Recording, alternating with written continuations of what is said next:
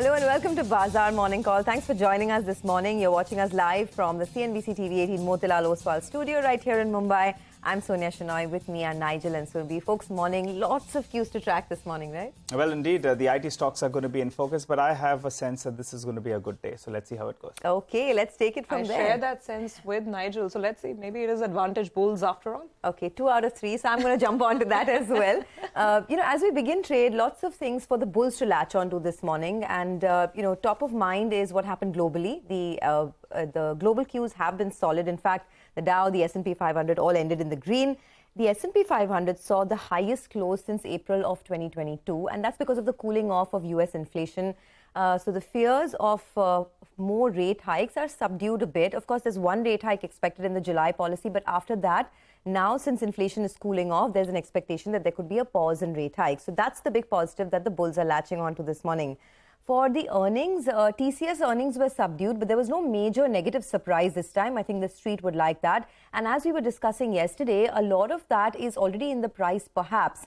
No taking away from the fact that there could be a subdued start, but there's nothing majorly negative that the street will be sort of, spooked about this morning, is my sense. Of course, the management did indicate a weakness in BFSI, communication and the high-tech space, so we'll keep that on board. HCL Tech was a big miss, both on the revenue and the margin fronts, but the company maintained their FY24 guidance, so that was a good thing.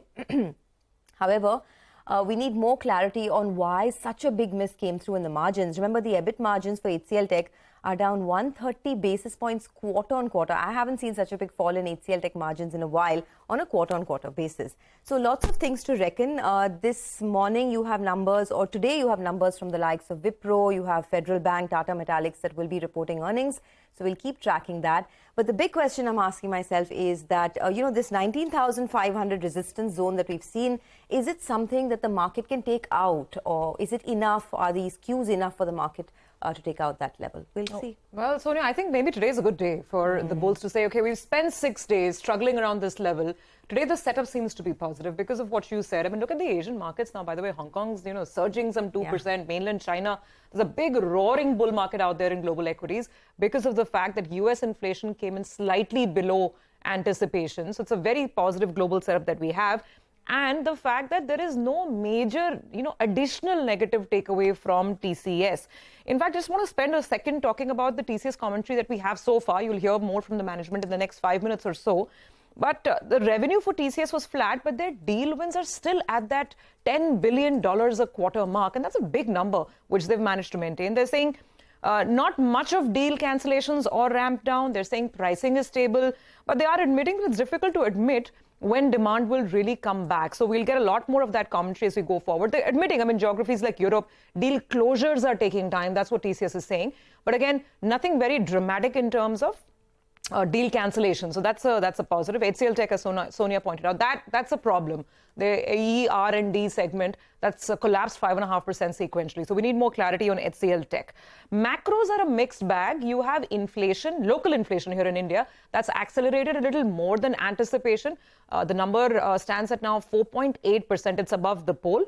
But IIP is good. In fact, IIP for the month of May is showing us a good bounce in manufacturing, in capital goods and in infrastructure. And it is this part of the market that's been doing very, very well in any case. So, Nigel, I guess maybe the bulls, get a bit of a leg up, at least to begin with. Well, I feel that it's a good day to participate on the upside. In global cues, what I'm looking at is the dollar index. That's the lowest we've seen in the last 1 year. It's sub that 101 odd level. I like that. The Nifty PCR, I was mentioning a few sessions ago, it went to around 1.5 odd. I get a little uncomfortable when the PCR is going up in that sort of a manner. It's come back to around 0.88, so I like that. And the IT stocks, well, they could be reacting to the numbers, which are not great, so it's weak, but the street is positioned for those numbers. HCL Tech, those numbers are very, very disappointing, but the pre-positioning, is already on the short side. So I'll be interested to see after opening up in the red, how does the stock react from there? It's down 7% in 5 sessions. The street is aggressively net short. The guidance has not been cut and valuations are supportive. And add to it, the Nasdaq did well overnight as well. So post a gap down. Let's see how that stock reacts. Can it recover from the day's low? The Nifty set up a 19,450 call. It got aggressively written yesterday. Gives you a sense that the bears are getting confident or maybe a little bit overconfident. And 4 out of the last 5 sessions, we've gone to 19,500, but we couldn't hold at those levels. So maybe with good reason, the bears are getting confident. The support levels, though, I'm looking at is 19,280 on the downside. I think buying closer to around the support zone will be good news. While on the upside, since we went to those recent highs and we couldn't conquer that, that's the resistance zone. The Nifty Bank as well is a few hundred points away from its support. So I think today is a good day to stay on the positive side, keep your stop loss in place at around 19,280 and hope for a good weekly expiry. Okay, well, let's see how it goes. For now, let's take a quick commercial break. On the other side, the big headline, TCS's numbers largely in line with estimates. The CFO, Samir Seksaria, and the CHRO, Milind Lakkad, will be joining in to decode their Q1 earnings. Stay tuned.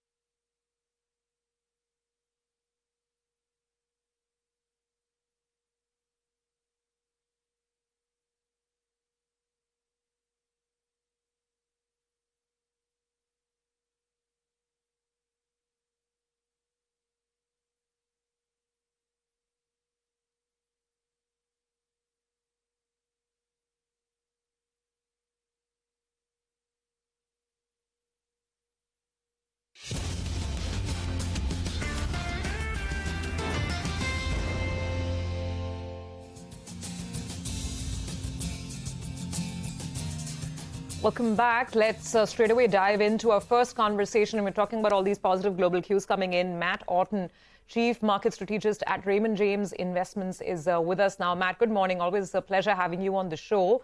So what we have is a roaring, bull rally in global markets thanks to the U.S. inflation number, which didn't scare the market away. But what is your sense that, if the premise is that we'll probably get one at max 2 rate hikes in the U.S., is that well digested, and do you expect global equities to move higher? Hey, Surbi, great to see you as always. And I do. I'm expecting to see one more rate hike at a minimum in July. It was definitely welcome news to see a softer than expected inflation print. And it's clear that inflation is very much so moving in the right direction. I think there's a few nuances within the inflation print, specifically airline tickets being down very, very significantly, may have skewed a little bit of the data, but still, the news is there. I think we can't get too excited. The Fed still cannot declare that its mission is accomplished, because when you look at the labor market, when you look at wage growth, there are still challenges going forward. So, July is basically a done deal, in my opinion. Looking forward, I really do think we have to take the Fed at its word that it's going to be data dependent. Regardless of whether July is the last hike or whether you get one more hike after that, I think the main message I've been talking to clients about is that higher for longer is very much higher for longer. So even if it's one or two more rate hikes, rates are going to stay at these elevated levels, especially if economic data continues to be supported. But I think the rally in global markets makes sense. Valuations aren't that stretched overall. And, I guess the flip side of some of the narrow breadth that we have seen in the US in particular, but also globally as well, is that if the economy holds up better than we think, and maybe if central banks can take their foot off the brake just a little bit, that should give more support to the parts of the market that haven't participated as much. And so that's where I'm looking for opportunities, is where there's quality companies with solid fundamentals that have just been forgotten about because maybe they're not part of all of the AI enthusiasm. But it's an exciting time to be looking for opportunities selectively in the market. Okay, we're going to take that point forward. Matt, good morning. It's an exciting time to be looking for opportunities, you say. In a market like India, where do you see opportunities lie? I mean, it's been a good market so far. We've rallied about 7% this year. But what next?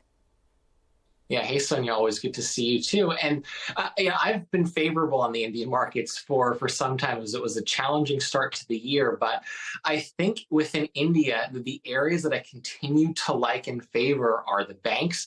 Autos and auto components continue to look favorable. And within industrials, there's areas that are tied to infrastructure spending and also aerospace and defense.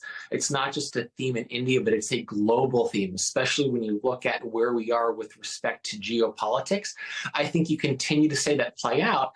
And what's exciting about India is it's a direct beneficiary from a lot of the supply chain problems that China inflicted on itself due to zero COVID. So you're seeing Apple starting to actually manufacture iPhones in India. You're starting to see more infrastructure being built out as supply chains move from China into India.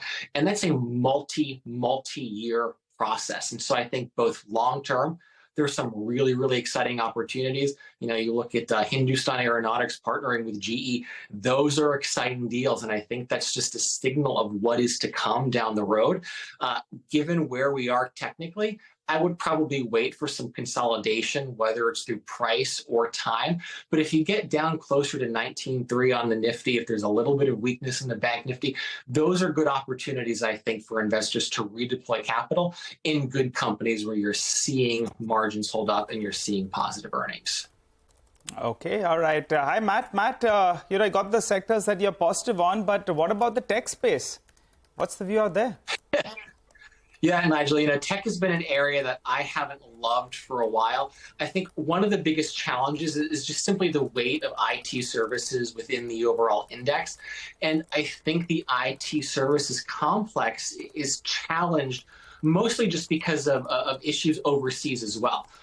When you look at where some of their biggest clients are, banks, investment banks, asset managers in Europe and the US, even though it's been a great year for markets, AUM levels, margins for a lot of their clients aren't there yet. They haven't recovered. And I think it's going to take a couple more quarters for that to play out. So even though valuations are compelling, you haven't seen that big bounce off the bottom that one may have expected after some of the big earnings missed last quarter, like with Infosys and some of the weakness you've seen in other services.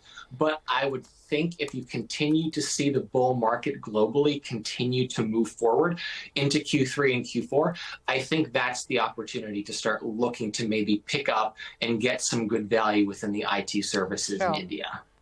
Got that, Matt. Thank you very much for joining us today. In fact, speaking of IT services, let's straight away get to that conversation with TCS. Rima is standing by along with Lata, and they are chatting with the TCS CFO, Samir Seksaria, as well as CHRO, Milind Lakkad.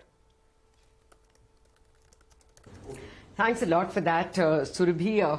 We have Samir and Milind with us. Samir, Rima titled her, reaction piece by saying predictably slow. So, it didn't hurt anyone that, or didn't upset any analyst that the margins have come from 23.5 to 23.2. But, what everyone wants to know is, does it go below 23.2? Do you have any evidence now to say that, yes, that's it, this is it? So if you look at it, typically the biggest headwind which we have is taken up front. And from here, in any typical year, we would go up only. And that is what we should expect to go. There should be no doubts why we should not be, why we should peak it. There's an environment of uncertainty which is there, but we should be able to use all our levers to ensure that we can balance it and move upwards from here. That's very good to hear. You're almost starting with a boundary. Just one word before, Rima, I hand it over to you. 40,000, you've repeated that number several times. But when I look at the last 4 quarters, the numbers are barely adding up to 9,000. So that becomes a bit of a worry. You're not hiring because you're not seeing enough business. Becomes one way of thinking about it. No, this is 9,000 is a net addition. Net. Addition. I meant net only. Yeah. Look at the net the previous 4 quarters. No, that was a deliberate move. That was an investment which we made deliberately at the time so that we can, have that investment getting leveraged now. That is the point, and we will, continue to hire trainees. Like I said, 40,000 number stands. But market, from the market, we will decide based on how the business situation every quarter is.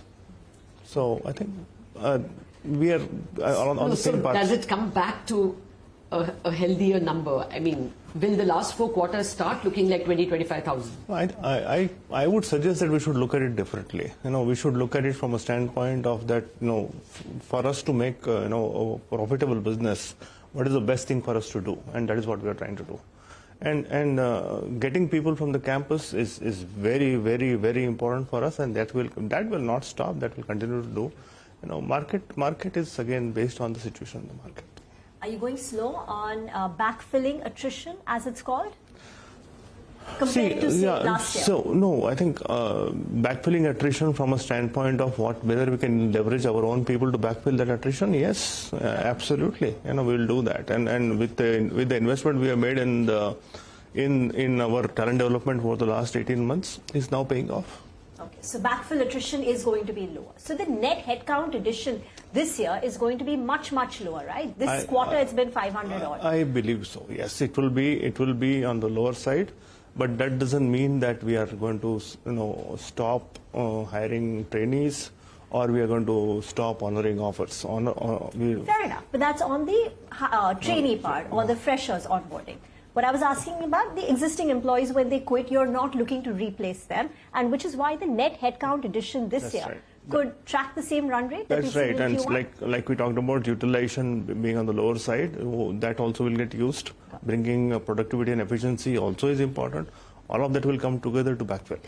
Samir, I understand that every year you start with weak Q1 margin and then you claw them back as the year progresses. But do you think this time, clawing back margins, which we typically see in Q2, Q3, Q4, is going to be a little more difficult, slower than what we've seen in the past? Because, for instance, your subcontracting costs may no longer be a lever. It's practically back to what it was pre-COVID. So the margin recovery from Q1, will it be less than what we've seen historically? That's the uncertainty bit in terms of how much it would happen. Why it would happen is what Milind just now talked about, and what you were asking him about, the headcount addition, etc. Utilization, definitely, he narrated to, is a lever, and the capacity addition which we have done, we had enough capacity, and at that time we had talked about we are at a sweet spot that we can divulge into a high growth scenario versus a scenario where there's a softness which we are seeing right now, and we can double down on what's available as the capacity. We'd look at productivity. These would be the levers which we will concentrate on to get the margin back up. So that's the lever, the fact that you have already hired and you could utilize them better. Yes. That's the lever for better margin. And that better margin will show, like right now, Q2? See, there are multiple factors playing out, right? So we have to balance it and we'll work it out. Our intent is to creep back up, definitely. Okay. No, your first candid answer was yes, it gets Yes, better from here. that is the intent. Okay. No, intent is always there. Your intent was always 25-26%. It's still there. Okay. No, I wanted to come to another point where perhaps margin could be a drag. ChatGPT can write a code. I mean, I don't know the ABC of code, but now thanks to ChatGPT, I get somewhere. Won't people pressure you to at least bill lower, even if not even take away contracts? Mm-hmm. So, one, if you look at generative AI piece, it's an evolutionary phase, and right now what it does is low-end stuff. While it can definitely write snippets of code or autocorrect something, it can't put that entire enterprise-wide framework of code in place. And while it will definitely aid productivity in some form or the other, what we have seen in any technology cycle is any new technology form coming in brings it with itself volumes of business also. So our expectation is that would something play out. And how we do on the productivity part is something which will help us in terms of managing the margin as well. So there will be billing pressure, but you will make up for it with more work. From a revenue perspective. And the productivity part, how it is, what models are being used as pricing and as contracting with the customers will decide on the margin part of it. Okay. So generative AI deflationary or not? Yes or no? No, not at all. But it sounds like there could be billing pressure because of that. Milind, is there at least lower pressure on the cost of employees, both new and lateral? I mean, there was a crazy search for techies when COVID first broke out, and your attrition has gone down. So the pressure, therefore, can you expect lower costs on Samir? Absolutely. In a word, yes. And the reason being, the last 24 months have been, very out of the ordinary, and that situation is not there anymore. And, we continue to basically have a strong pyramid coming in. Our cost of a pyramid is, when we hire, is lower than the cost of our own company. So, which is actually continues to help us to drive this. Milind, attrition in the past for TCS has been 12-13% also. When do you think you can get back to that? I will not give the number, but we'll come back to industry-leading retention numbers for us in the second half of this year. What does that mean? You've anyway been industry-leading. Always been. Exactly. So I mean, you still are. So what will you achieve? Attrition level is still lower than the industry. So when I say industry-leading levels, which we used to have earlier, we'll get to that point. Okay. I'll have to dig a little more deeper to understand the nuance of that statement. But Samir, yesterday Wipro, for instance, announced a $1 billion investment in generative AI. Do you have any ballpark amount that you have outlined as an investment? See, I'll call out the investments which we have been making. We are the learning part, the talent investment is the key part. We are training more and more associates. We have put in that we'll have 100K associates put on or trained on the AI and generative AI piece. The research part, our CTO team has been extensively working on for many years. They have about 700 plus patents which are already put on AI in the last 5 years itself. We are looking at partnership with various players, existing as well as new.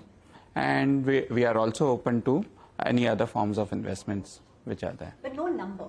I'll not put a number to it. But can it contribute to revenues, generative AI in FY24 or even FY25, or it's going to take much longer? The intent of any investment would be that in future it generates revenue for sure. Of course. No, the point is it already happening? Should we So we have about 50 projects which are in the POC phase, which we called out yesterday. Yes. So that's already happening. Okay. You mentioned that, your big raw material, labor, is going to be where you will get margins. Is there anything else, any other lever for improving margins? So 3/4 of our costs are manpower, and if we add the external consultant side, which is also linked to it, it comes to almost 85% of it. On the balance ones, as I said, on the discretionary spend also, they were low post-pandemic, right? Now they have started also increasing, and they have got to a critical mass that we can start looking at optimizing them as well. Okay. You know, the fact that you'll always, I mean, at least for the past few quarters, have been announcing larger deal wins, but the revenue catch up, I mean, this time it was flat, but it's been slowing. Looks like your older clients are pulling back in terms of the pace of execution.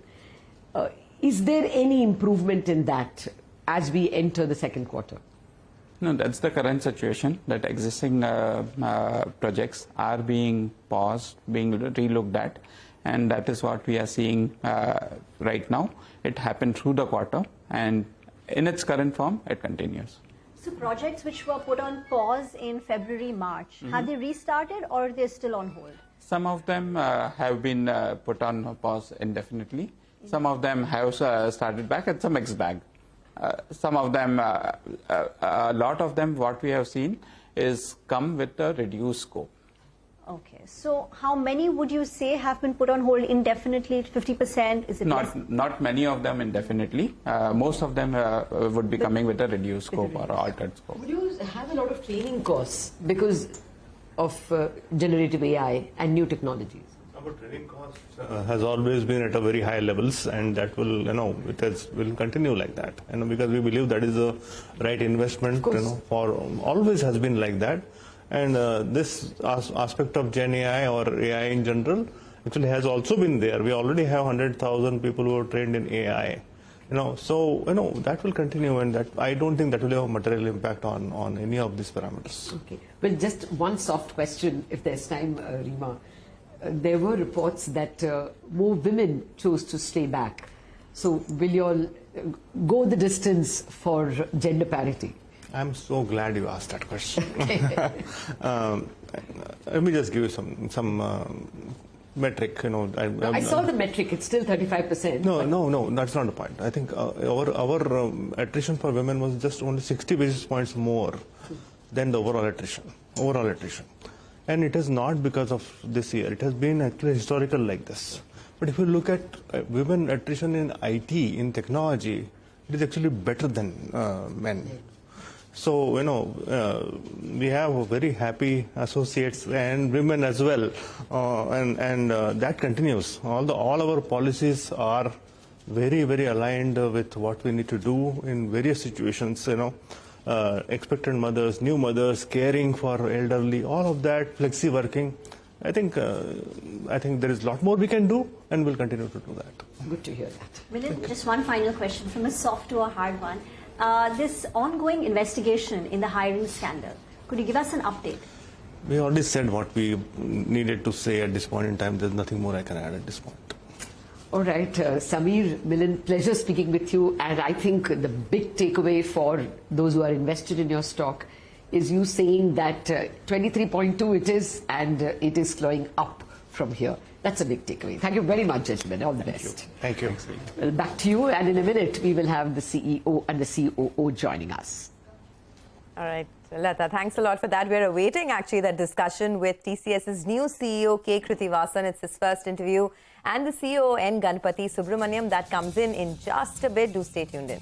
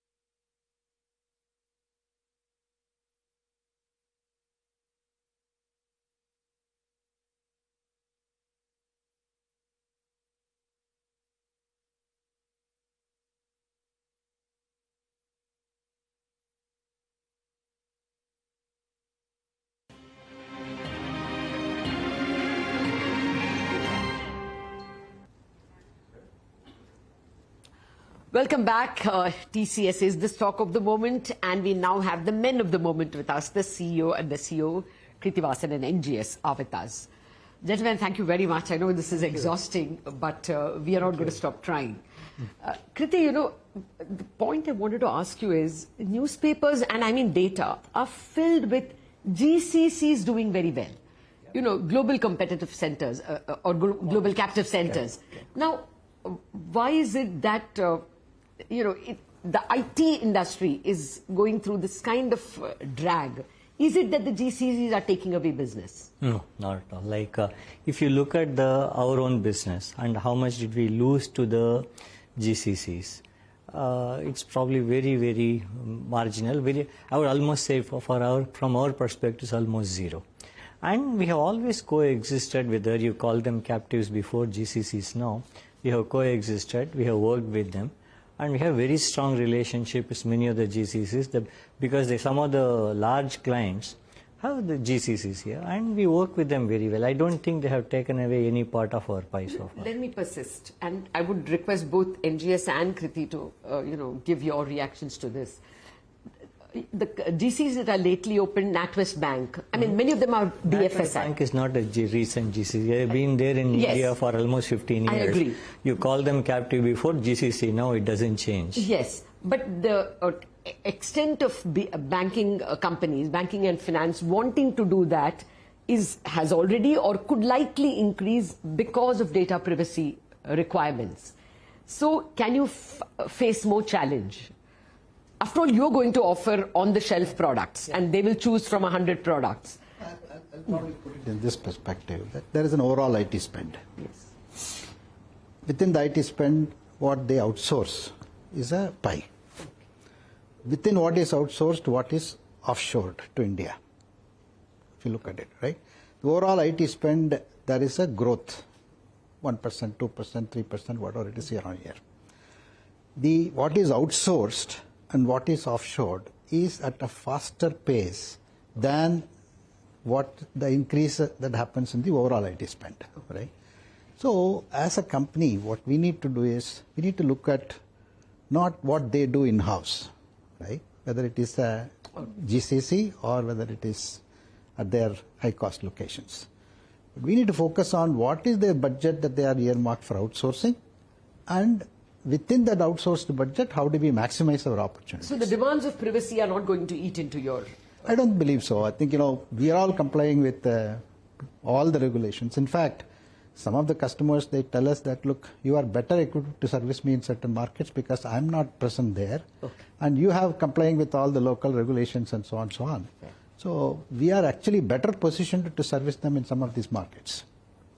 Krithi, the assessment from the market was that the numbers and the commentary has worsened in the current quarter versus the prior quarter. And you're shying away from calling out any sort of a recovery in the second half. You're sounding far more uncertain, the management as a whole. See, we tell you as we see.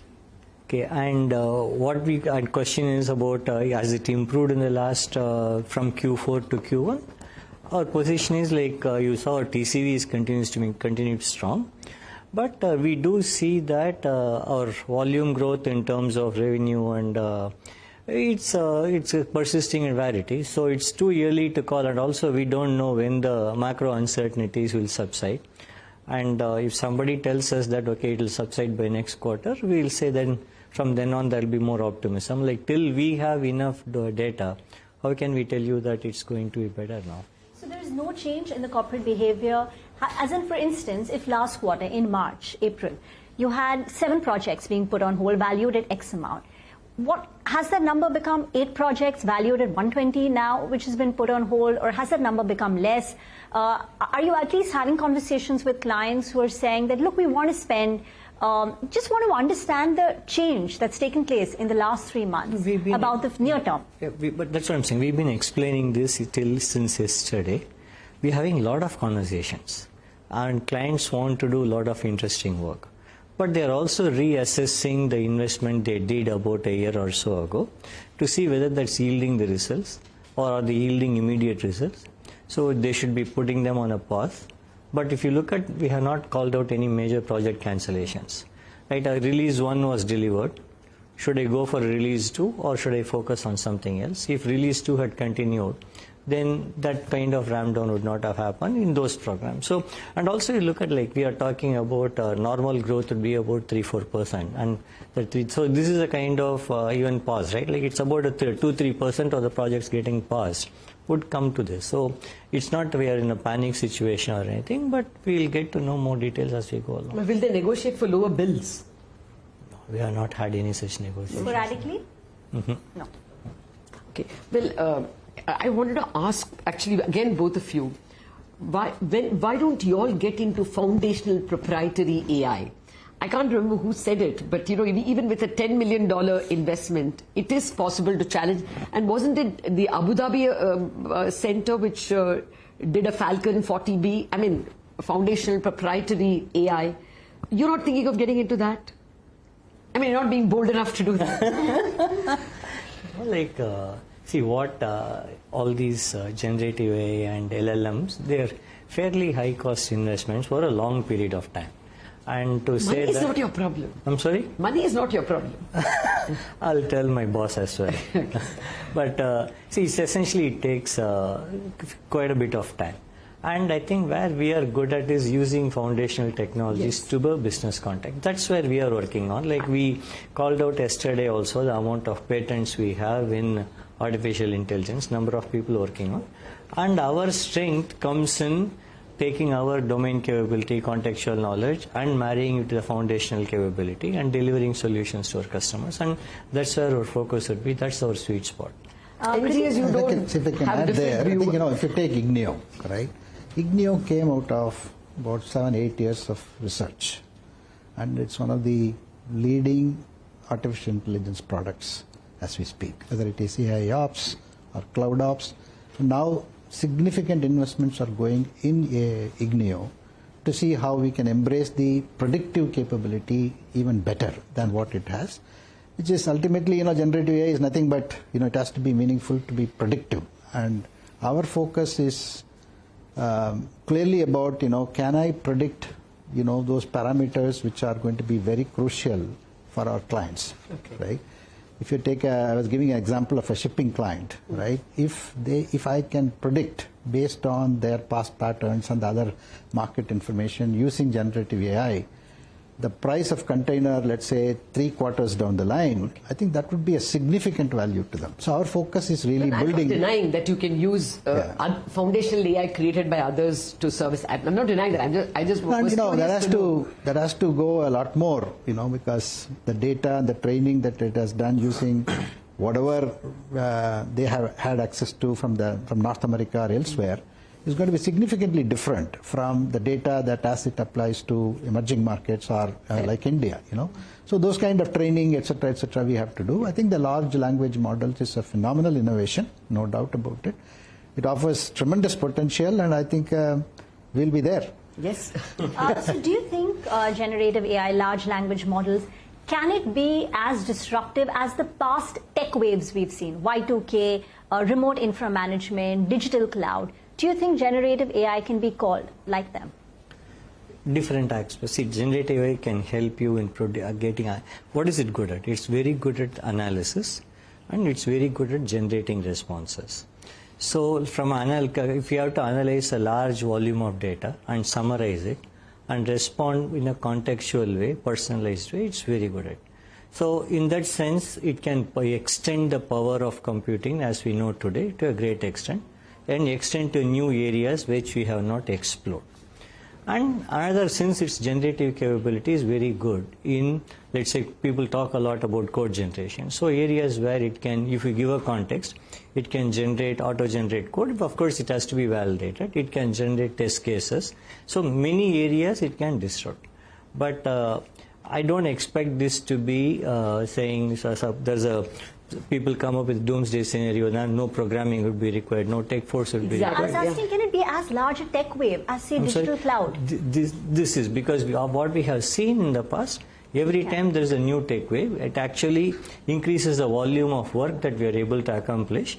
And when you have increased the volume of work, it automatically needs more tech force. what is the capability that you required in the past may be different from the capability that we require today, but I think our tech force is very capable of adapting. We read the chairman's speech and he argued very much that at the AGM. But Kirti, what is the sense you are getting from clients now? The postponement or deferment or rethink that you saw in the past couple of quarters, is it turning at all? Are you getting a sense that this quarter more of your deals will get into execution than last quarter? I'll happy to say yes, Lata, but I would not do it. I would want to hold it for at least a quarter before I can say that things are turning around. What are your banking clients telling you now? Because BFSI revenues have fallen quarter on quarter. Year on year, it's hardly a 3% growth. What are they telling you? See, like in banking, if you look at, like there are multiple sub-verticals we work on. If you look at consumer banking, that's doing good. Even this quarter, though we don't publish, consumer banking has done well. But capital markets, because of the uncertainty, we have issue there. I explained yesterday also. Each sub-vertical has its own characteristics. There are some places where they want to conserve costs, some places where they want to invest more. Like as I said, lending business, they want to invest more. There's a lot of work that goes on in lending. So it differs from each sub-vertical, but overall, long-term, definitely investments are going on. In fact, banking, BFSI had one of the largest order books this quarter also. So quite positive on the long term, but it's not a massive cost cut, right? We are talking about a small amount, but they are trying to readjust their portfolio in the short run. Some minor You cost have to invest more as well before you apply this generative AI to newer projects. So will that be an impact on margins? I don't think so. I think the investments and then are all committed. Research and innovation work that's going on. At least about 400 to 500 scientists are working on AI. And as Kriti said, we have built a good patent portfolio, and products and platforms have already embraced some of this. So I think that will continue. But I think the caution that we see from the customer's perspective is, let me put it this way, right? It's not that they have not managed the recessions before, right? They have seen recessions. But then look at what's happening. While it is a recessionary trend, unemployment is at an all-time low, yes, right? So, these kind of situations has never been modeled before, right? So there is a sensitivity around, why is this happening and what is this happening? Business cycles and recessions have been modeled. Yeah. They have been modeled by economists, which is what I'm trying to push you a little more on that. See, the regional banking problem tended to be a very small one finally. And in fact, clients moved to the bigger guys who probably are your clients. That's why I want to ask you again, why don't you have the confidence to say that the worst of the deferment is behind? I would just go back to what NGS just now mentioned. We are in a situation where the governments want to slow down the economy. Yes, of course. Right? As a government, and they are not be able to achieve it. So there is the fear of impending slowdown. It is not because there is a recession they are stopping. There is a fear of impending recession. That is what is causing this uncertainty. Once they know, there is not going to be a recession, or there is going to be a recession by this quarter, they will be able to plan for it. Today, they know the governments are pushing for a slowdown, and they don't know when it is not happening, right? Like you said, the job market is still hard. So they don't know where it will end, and that's where the caution comes in. One final question, NGS, from my end. When do you see recovery in high-tech, telecom, retail? Very difficult to predict. But I think, if you take telecom, they are in the phase of investing in 5G and then see how that 5G technology can really be taken to the enterprises. I think people are calibrating that. I think they will come back, right? And then the focus is going to be really see how I can improve the capacity, coverage, experience of the telecom networks, and see if I can really be slicing the networks and then offering it specifically to clients and governments and police forces and things like that. I think that's one area which I think they're working on. When they get it right, I think it will pick up momentum in the telecom. Tech services, I think, as Kriti pointed out, many governments have said that, look, let's understand AI better. Slow. Don't do major investments in AI. They're holding some of these things back. I think when there is some clarity emerges on that front, I think it will open up. You know, I have to finish with this. You have clarified enough for the bribing scandal in terms of the investigation going on. But will that slow down or render the outsourcing expensive in any way? Simply because you have to put more controls in place? Or Our outsourcing, who's outsourcing? yours? See, our outsourcing has always been based on, like subcontracting, if you're talking about. Exactly. Subcontracting is based on our need at that time. And we have enough controls in place. Like what we saw, again, is a code of conduct violation by few employees. That should not change the way we operate in the market. Okay. All right, we'll leave it at that. We are being warned we are out of time. Thank you very much, Kriti and NGS, for spending more time with us. And all the very best. Let me hope that you will be next time bold enough to say, this is it. Execution is picking up. I hope so. Well, that's it from the TCS Top Brass. Back to you. All right, thanks a lot, Lata and Rima, for that. So, very important takeaways. And of course, you will hear the snippets of that interview through the course of the day. But HCL Tech is the other big tech company in focus. They reported a big miss on revenues and margins for the first quarter as the constant currency revenue slipped against expectations of a growth. In fact, we will have the top management of HCL Tech joining us to discuss their Q4 numbers, Q1 numbers. That happens at 9 a.m. later. Remember, for TCS, I think the big takeaway is that the management is saying that there is an environment of uncertainty, but they should be able to use their levers to move upwards from here. So let's see how the street reacts to that. For now, no major negative surprise, so the market could perhaps move on. But let's move on and talk about other stocks in focus. SpiceJet will be on our radar this morning. The promoter, Ajay Singh, has decided to infuse 500 crores in the airline. Now, this will be done through issuing of equity shares on a preferential basis to the promoter group. And this is in general to strengthen SpiceJet's balance sheet, which has been on the weaker side, to address concerns over the financial viability as well. This fundraising will also provide some additional credit facilities of 200 crores to the company under the ECLG scheme. Remember, SpiceJet has been facing a lot of trouble, financial trouble, in the past many weeks and months. In fact, in FY23, they haven't even released their numbers just yet. They delayed their FY23 result filing, citing an incapacitation of a key member. So, you know, this fund infusion will definitely come as a bit of a relief to SpiceJet shareholders. We're expecting the stock to be in the green. But plenty of news in the pharmaceutical space this morning. Let's go straight to Ekta to find out more about that. Ekta. Thanks for that. Well, I'll start with Dr. Reddy's, where their proposed biosimilar application for rituximab has been accepted by the US drug regulator. It is basically a biosimilar which is used for arthritis, leukemia, other conditions as well. The company completed clinical studies in Jan of 2023. It has also been accepted for review by the European regulator as well as the UK regulator. So this should be something that the street would watch because they're just growing their prowess in the biosimilar space. So Dr. Reddy's could be in the green and Lupin as well because their Nagpur facility got inspected by the US FDA and was issued only 2 observations. Lupin seems to be an uptrend because of their Pithampur Unit 2, which was also cleared by the US FDA. 2 observations pretty much means that maybe the facility should see a clearance. Okay, all right. Thanks a lot for that, Ekta. Well, let's hop across to Nimesh. He's here to tell us about Patanjali Foods. And Nimesh, should give us a heads up. It's likely to happen. Promoters bringing down their stake and offering some fresh shares. Tell us more. Hi, Nigel. So it's basically an OFS where the promoters are selling up to 9% stake. So the base book is 7% and there is a 2% green shoe as well. The floor price is 1,000 rupees per share, but I guess it won't go that low because the stock is at a 5% circuit limit. Now, I understand the demand is quite strong. This has largely been done to bring it to the below 75%. So the promoter holding current is 80.8%.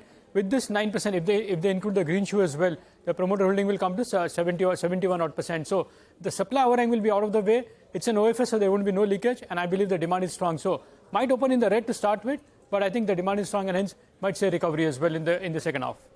Okay, thanks a lot for that. Well, Surbhi is joining us to give us some stocks that are in the news this morning. Surbhi, over to you. Thanks so much for that. So first one on my radar is Anand Rathi Wealth. They have declared the Q1 results. They're pretty decent numbers. The revenues were up 21% sequentially. Margins came in a bit lower at 40%. Number of active client families were up 5% and net flows were up nearly 3.5%. Next is 5 Paisa. They also came up with their Q1 results. Decent set of numbers, but operationally pretty strong. The revenue was down 7%. The margins came in at 23%. The number of clients, the number of clients that were up 3%, and the retail market share that was up also came in at 3.13%. The company also appointed Narayan Gangadhar, who's currently the CEO, as the MD of the company. Now, Narayan Gangadhar was ex-Angel One. Next on my radar is Dreamfolks. The company, along with Plaza Premium Group, has announced strategic collaboration to expand their global lounge network. With this, they will have access to 340 more lounges over 70 airports. And lastly, Deep Industries, they have received a letter of award from ONGC worth 130 crores, and the contract value is 3 years. Okay, thanks a lot for that, Surbhi. Well, for the time being, we'll slip into a short break. On the other side, we'll be joined by Deepan Mehta of Elixir Equities. He'll discuss some of the stocks that we just spoke about. Stay with us.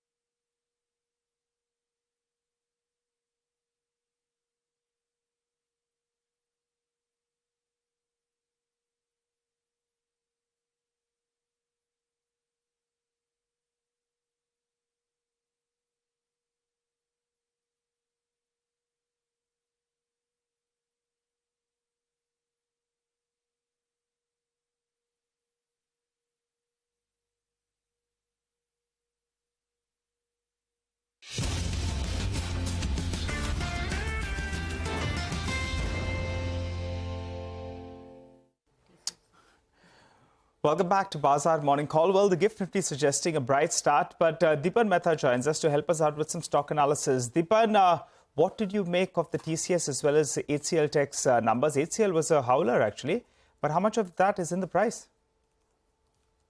Yeah, good morning, Nigel, and thank you for having me on your show. Yes, I think HCL Tech was a disappointment, but TCS more or less in line. And the way the management commentary is coming through, the way the con call has gone, I would be a bit cautious at this point of time. We have always been cautious on large cap IT, and that stance hasn't changed after these numbers. And I don't think this is the right time to play a contrarian strategy for large cap IT as well. There are so many other opportunities in other sectors, in engineering, construction, banking, automobiles. So I feel that there are better opportunities in the market rather than investing in software, especially large cap software at this point of time. It's not that valuations are like sub 20 or so on trailing 12-month basis, which may make them extremely attractive. But in fact, the time to sell also is gone. So you just hang in over there. You remain invested, because at some point of time, maybe 2 quarters down the line, you may have a turnaround and you may see growth rates go back to that mid-teens level or so. But that particular expectation is not a high conviction one. So it's like a wait and watch and a whole strategy for large cap IT. Okay, wait and watch strategy for large cap IT.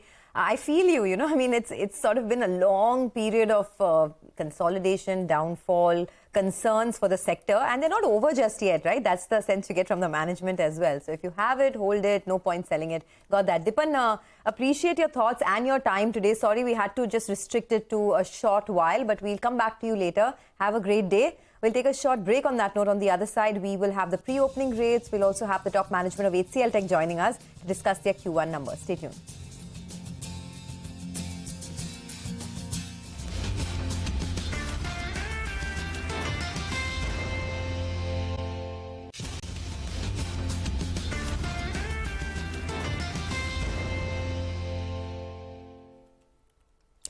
Welcome back. It's all about the IT stocks today. HCL Tech could be the big loser, reported a big miss on revenues and margins for the first quarter of FY24 as the constant currency revenue slipped against expectations of growth. The company has, however, maintained their growth guidance for FY24. My colleague Rima got a chance to catch up with the management and began by asking the CEO and MD Vijay Kumar on what led to the big miss in the first quarter. Listen in. I think the most important thing is there are 3 verticals: financial services, manufacturing, and life sciences, which contributes to 60% of our services revenue. They've delivered a very strong mid-teen growth. Even in this environment, these 3 verticals have done extremely well. We have challenges in tech and telecom because we saw some more ramp downs during the quarter, more than what we expected. And that's what has resulted in a decline in these 2 verticals, serious decline. But we do believe things will recover from here on.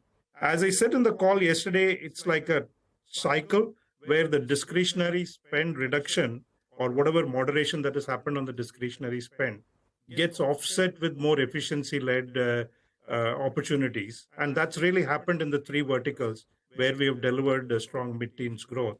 And I think the other verticals will also follow suit in the coming quarters. So for tech and telecom, we should see growth in Q2? Things recover as soon as the current quarter? That's right. Okay.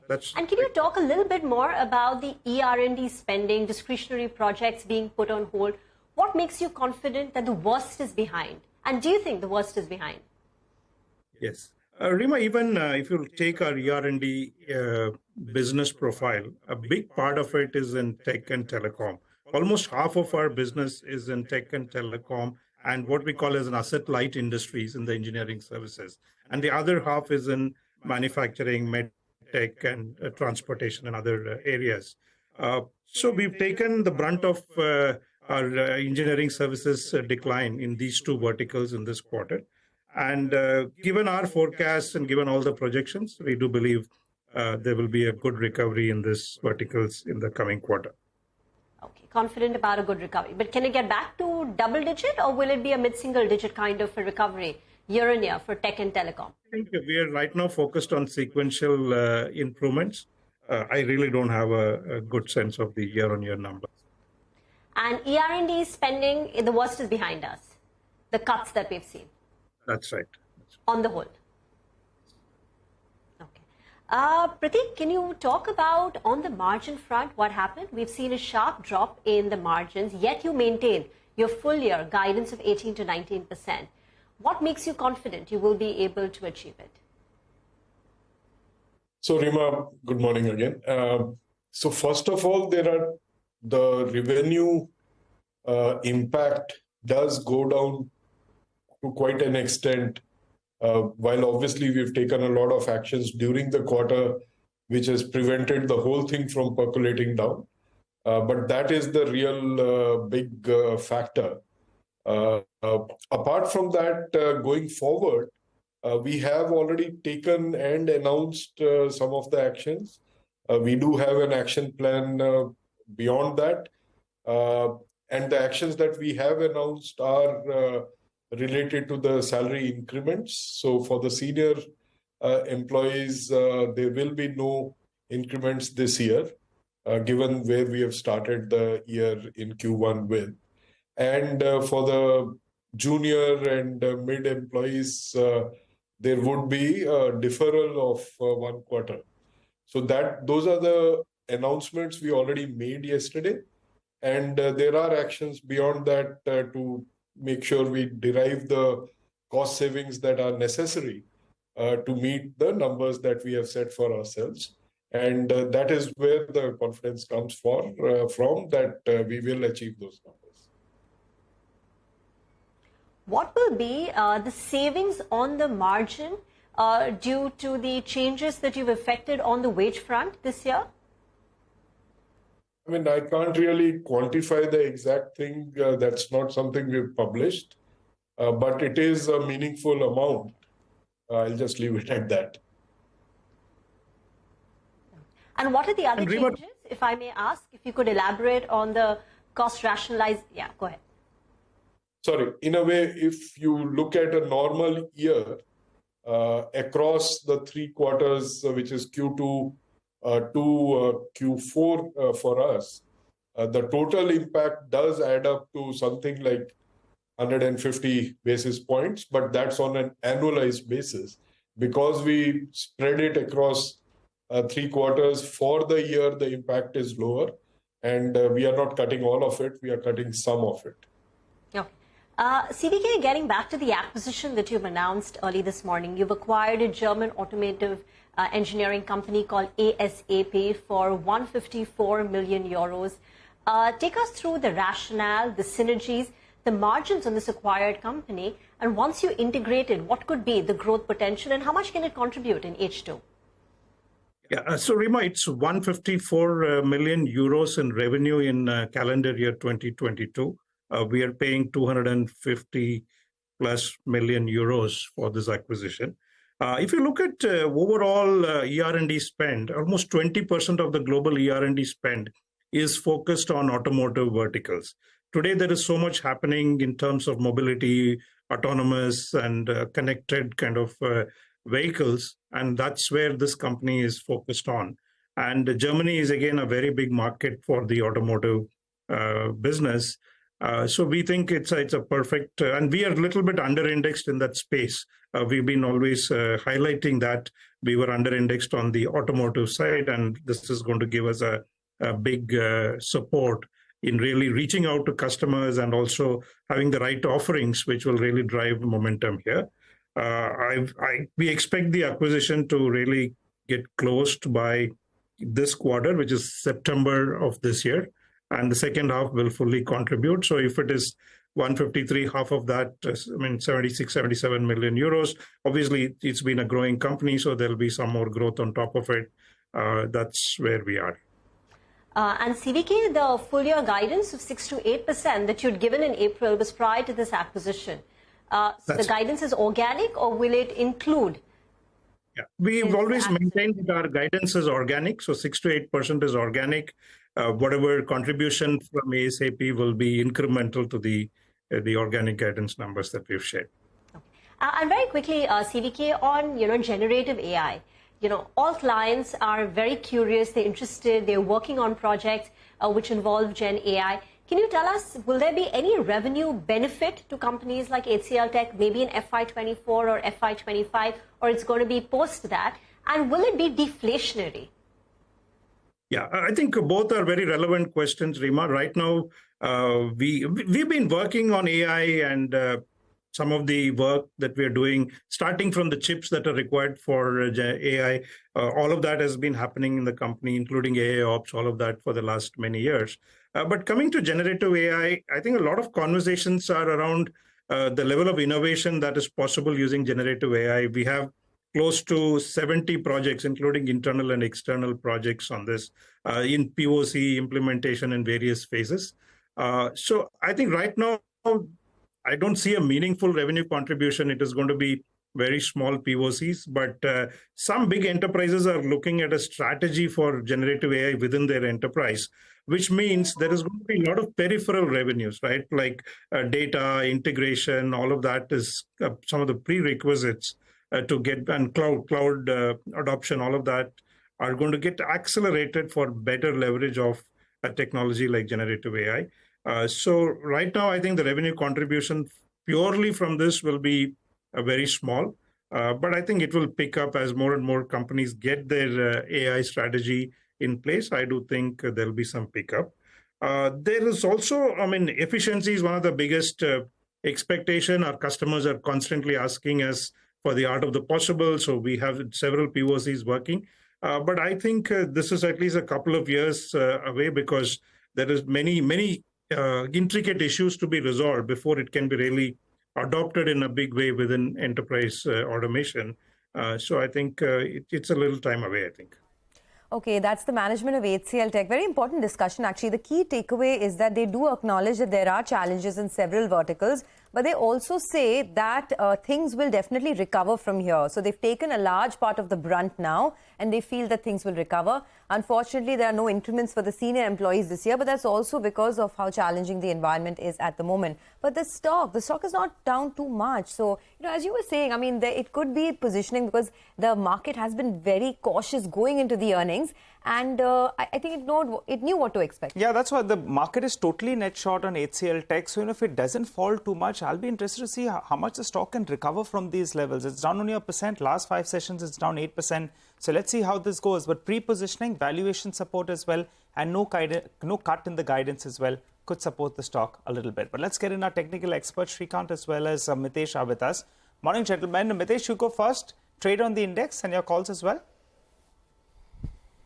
Morning, Nigel. I think very clearly on the index, we have maintained that aggressive buying or fresh buying should be done once we see the Nifty spot get past levels of 19,525, 530. So I think that might not happen today. We'll open stronger and higher, but I think I'll take a long trade, a fresh trade only once we start getting past 19,520. But yeah, on the stock side, we've been trading with long buys. So I'll just cover the calls as well.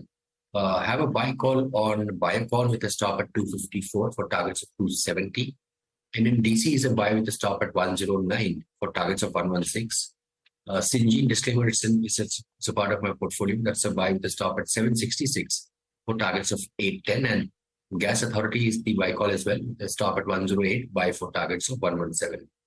Okay, appreciate your thoughts. Mitesh, thanks a lot for joining us and giving us all of those stock ideas. By the way, it's very interesting what's happening in the market now. TCS is actually trading in the green. So perhaps the street also believes that the worst maybe could be over in terms of the stock price move.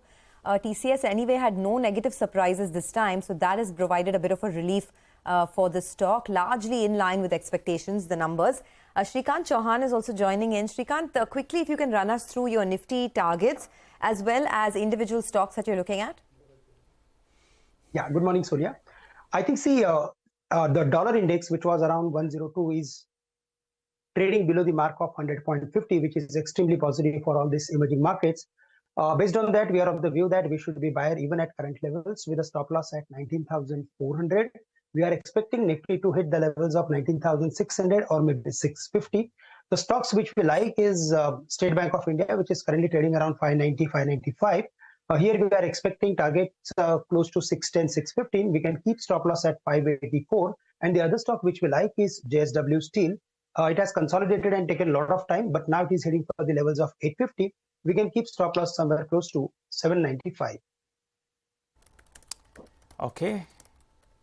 Okay, all right, gentlemen, thanks a lot for that. Well, we got a few minutes to get into market opening. For the time being, the big boy HDFC Bank, well, that's up close to around 1.5%. Remember, yesterday there was a bit of a rejig that took place. That was the last day for HDFC Limited to trade. Hindalco is mildly higher because they've sold some land. That announcement came in yesterday. 500 crores is what they're getting. Tata Steel as well as higher. And metals could be on the front foot because of the Chinese stimulus. And also we have a weaker dollar. Just pull up the dollar index. That broke the 101 odd level post the inflation print that came out yesterday. So both these two cues will support the metal index. I think that's why some of the stocks are holding higher. Okay, just a couple of more stocks, right? Anand Rathi, if you can pull that up. I think in pre-opening, Anand Rathi is doing very well. Look at that, 6% higher. The profit growth has been almost 26%. AUM growth of almost 11% quarter on quarter. So that's another stock to look at. And Samvardhan Motherson, that stock is up almost 3% in pre-opening.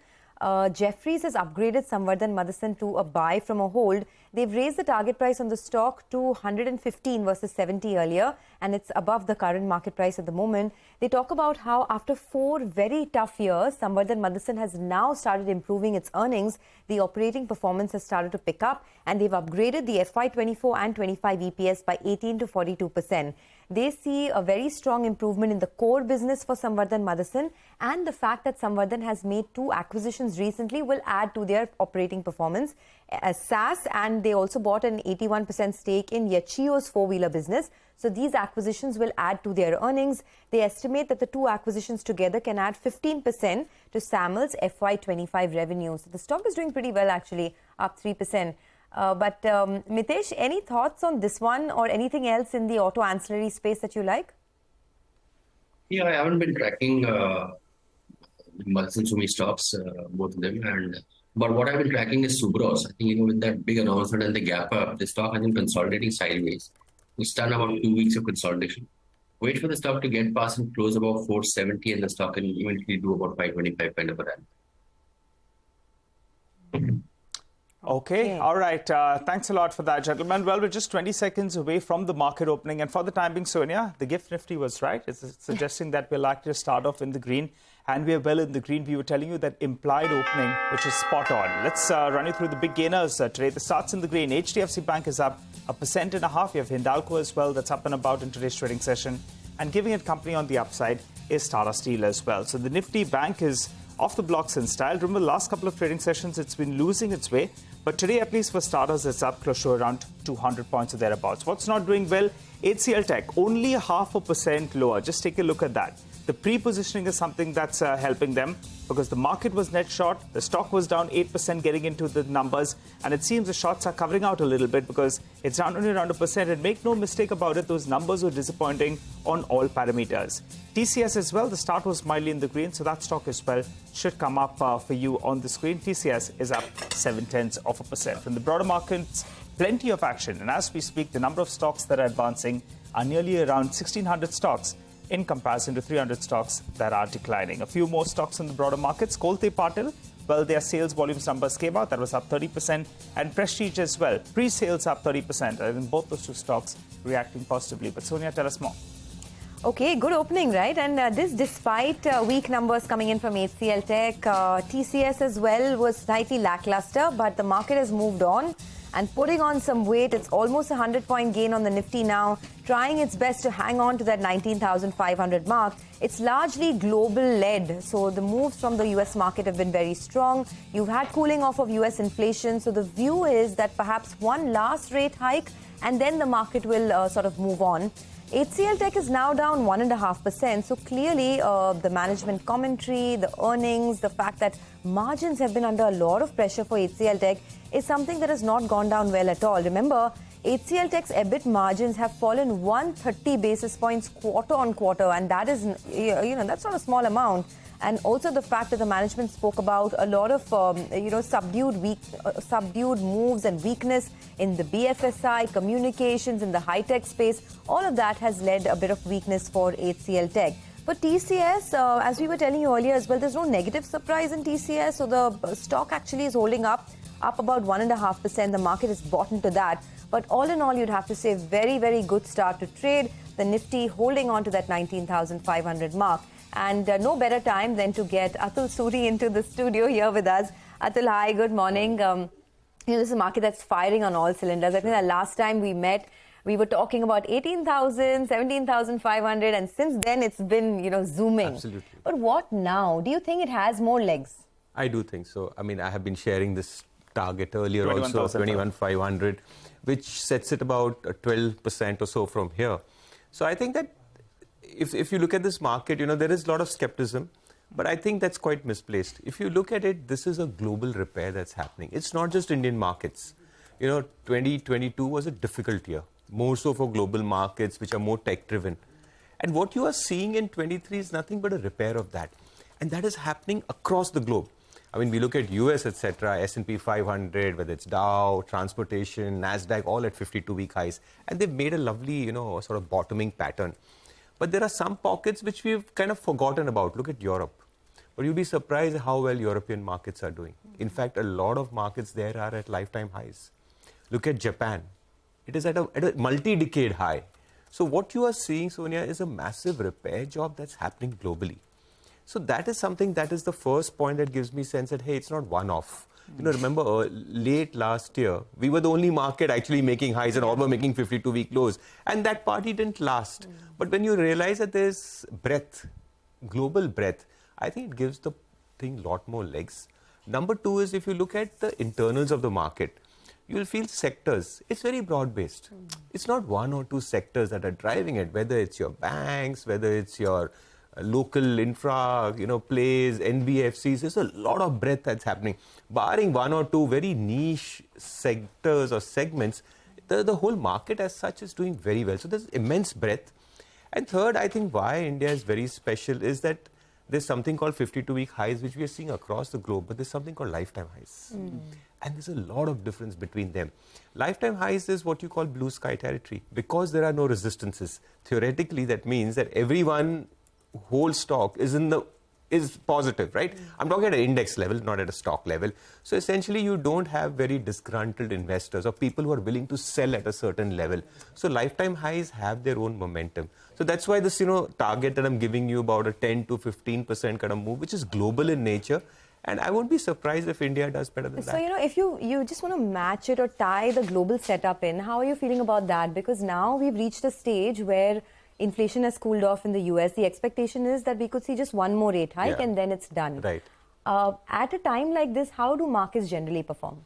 See, I think the interesting part is that if you look at things like especially bond yields, I think that is so important. It really taught us the importance of the venom in the tail actually last year. I mean, that just took off and everything, all the risk on asset classes were down. So I think that is one area which I look at very closely. So that had almost like the last few days, it had kind of spiked. But post yesterday's data, there has been a bit of a dip. So I think as long as US bond yields remain below 4, I think that there is a good case that the risk on trade can sort of play out. Also, what you should see is what's happening in the dollar. The DXY, which is a very good representation, is also off massively. It is at a it's about that 100 level. So what is happening is that there is a feeling of confidence that is coming in. Whether there will be one hike, two hikes, those are all, I think, semantics. But the fact is that people do get a sense that we are at the end of the cycle. And the good part is that growth is not getting smashed. It's not getting hammered. The issue is, are we going to have a hard landing versus soft landing? So if you keep raising rates, inflation cools off, and growth doesn't get, sort of killed, I think that's a fantastic Goldilocks scenario. And that's what the market is factoring in. The quantum may change, one decimal here and there, changes narrative a lot. But I think that's the kind of thesis the world is playing out with, which is a very good setup for India. And as I said, that in this whole scenario, what's happening is that India is definitely emerging as a standout. And you can see the kind of narrative also that is being played out, I mean, forget Indian media, but even if you look at global financial media, you'll find that for the first time, India is finding mention, which it is sort of, I think, well-deserved in the past, but never got it. Well, hi, Atul. Always good to have you. And, it's always good when the party is on, right? And it's a global party, as you mentioned. But India's got its dancing shoes on. And perhaps we're the best dancer, at least as of now. Well, if you're going to be going to around 21,500 odd, who takes us there? I mean, the Nifty Bank will have to perform. Any, constituents that will lead us towards those levels? Definitely, Bank Nifty is something you can't ignore because that has so much weightage. It tends to, sort of lead things. Yeah. And whenever rallies happen without banking, it's always dicey. But the good part is, as I said, it's very broad-based. But what I think is going to change this year, or already has changed, and which a lot of people are still in denial of, is that the themes or sectors that are playing out are domestic in nature. In 2017, 18, 19, 20, it was generally those few select quality stocks which are more export-driven, your IT plays, your pharma plays and things like that. But what I feel is that there is going to be a massive shift that is happening, and the themes that are playing out are domestics. So that is why in our portfolio, we find that we are extremely overweight electrical equipments, capital goods, engineering. And remember that these are sectors which have been forgotten for a decade. They did nothing. Yeah. They are underowned.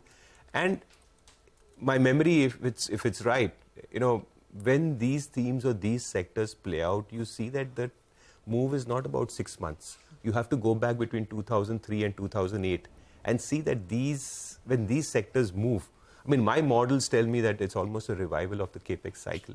And if that plays out, these stocks do very, very well. And for us, the litmus test is going to be the quarterly numbers are coming out. So we will get a sense that, hey, how good are these companies going to do? Well, a lot of people are concerned that they've run up too much and the valuations are too high. And the question is, should you take profits? But I think that they are going to actually surprise on the upside. I think the profitability will surprise on the upside. And that's how these themes and sectors play out. Nobody knows the end game. Nobody knows what they'll do 3-5 years. But ultimately, it's quarter after quarter of outstanding beats, good guidances, which really help and create longer-term trends. And I think that the trends are here. And I feel that they will surprise on the upside. So, Atul, hi, morning. Morning. Just tell us the next HAL, and I think, then we won't ask you any more questions. I wish I knew. I wish I knew. No, Nobody knows. And I tell you, somebody says they know, they don't know. Then they don't know. Okay, makes us feel a little Nobody better. knows. I tell you, this market is not, it's like Lego, If you see the kid play a Lego thing, it's all blocks. They are building blocks, Like 10 years later, this will happen, that will happen. I'll tell you, we can't predict 10 days later. The important part is it's a process. And the process is a Lego block building process, Companies will deliver numbers, the prices will move, trending earnings lead to trending prices. And that is what it is. If I say I know what's going to happen 10 years later, I'm fooling myself. That's the beauty of someone like Atul, that humility is such a huge thing, right? You've been through so many market cycles. I think the markets made you humble. So okay, on a jokes aside, but on a slightly more serious note, because you're so optimistic about this part of the market, industrials and capex, and we do have, at least I have very clear memory of what happened between 2005 and 2008. Right. People don't know how to wrap their heads around this. Right. Because whether it is industrials or whether it is stocks now in the electronics manufacturing space, a lot of these are very small companies, small caps, mid caps, your Sirma, Keynes, and some even Cyient DLM, the new listing. Right. 40 times forward multiples, 50 times, and you see these stocks go up, on a daily basis, 10 to 20%. Sure. So first instinct is this is going to come down bad. It's just human tendency, right? So you might have a big miss happening there. So how do investors wrap their heads around this and get ready to play this big cycle? I mean, what is a perfect PE? Is 30 PE good, 20 PE good, 50 PE? It's all linked to growth. If the company grows and gives you beats, all these things get justified. All these things get justified. And if you have all these high PE stocks which don't give you that level of growth, they get battered. So ultimately, it's all, as I said, these are Lego building blocks. You will only come to know in the future. I will show you many companies which are 70 and 80 Ps and have gone to create, in fact, the biggest wealth creators in the country were never cheap.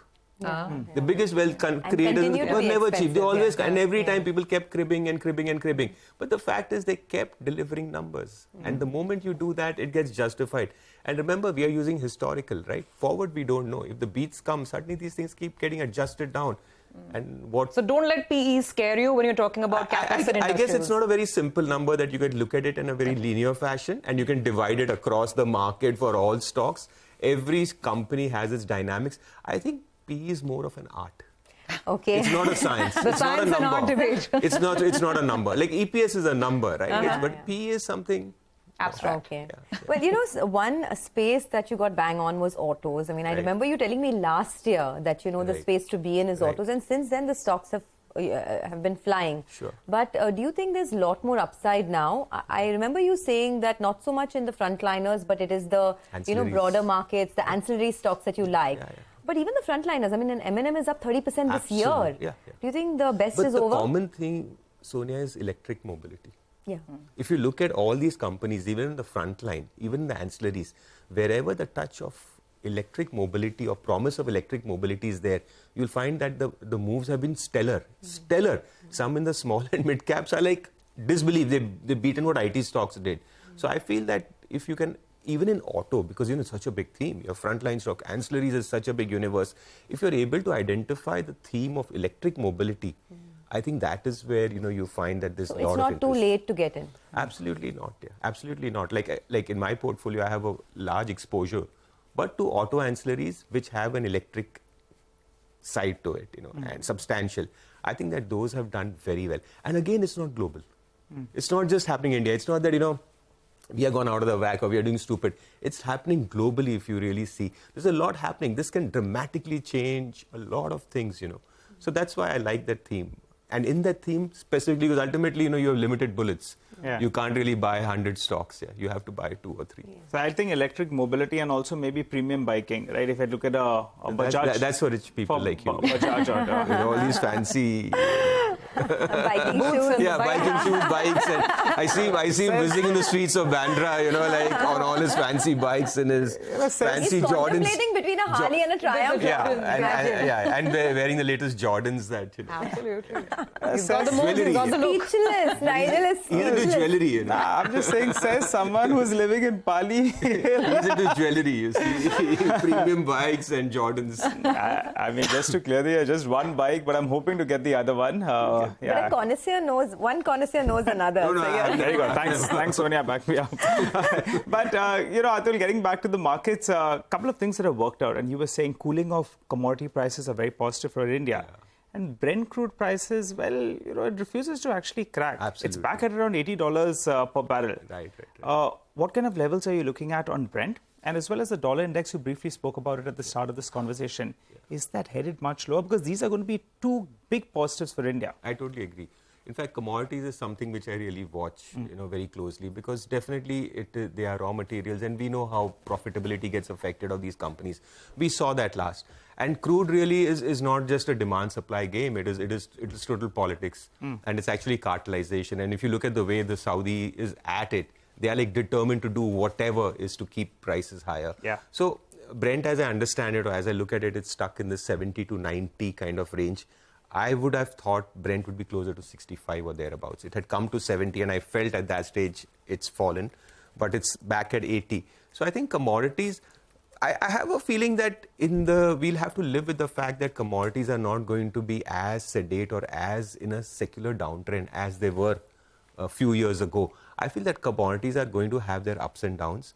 And I think that to some extent it is also good and justified. If one asset class gets pushed very far down, it leads to excesses or pullbacks, which is what we experienced in 2022. So commodities do have a rightful place. It was something that's ignored. Today it is not ignored. And the fact is that I think even the rates that we saw, like 120 crude, etc., are not justified. But maybe what we saw where crude had almost gone into negative also is not justified. So I feel that a range of, I would say, where we are from 70 to 90 is good enough. We'll have to live with it. Ultimately, you have to pay for them, and you need to have more investments. So I think this has been a very big reality check, a reality shock, where the whole ESG thing had come out and all commodities were, considered polluting, etc. I think that there's a major reset. So commodities are not going to crack. They will create heartbeats, murmurs, but I don't think it's going to create heart attacks. Okay. Atul, finally, leave us with the thoughts on technology and IT, because something very interesting is playing out. Yeah. Companies are posting absolutely flat growth. They're saying demand environment is uncertain, some cancellations, but stocks are not falling.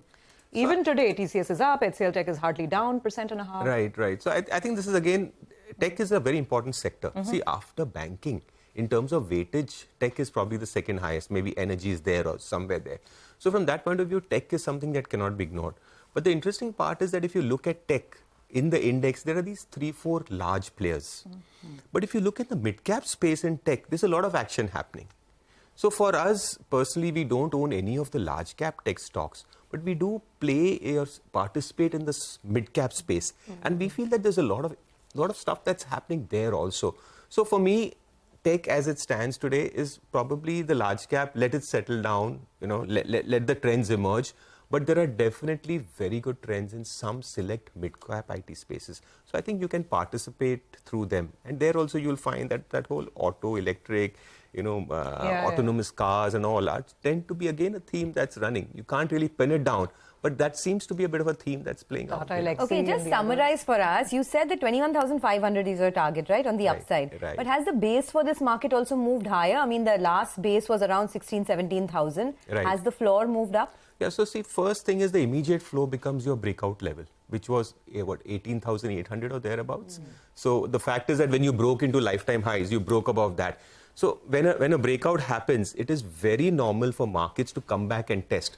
So a 3 to 4% kind of correction in the index is par for the course. Is par. It can happen anytime. I mean, it can happen tomorrow. But the thing is that we feel that ultimately nobody can time these things to perfection.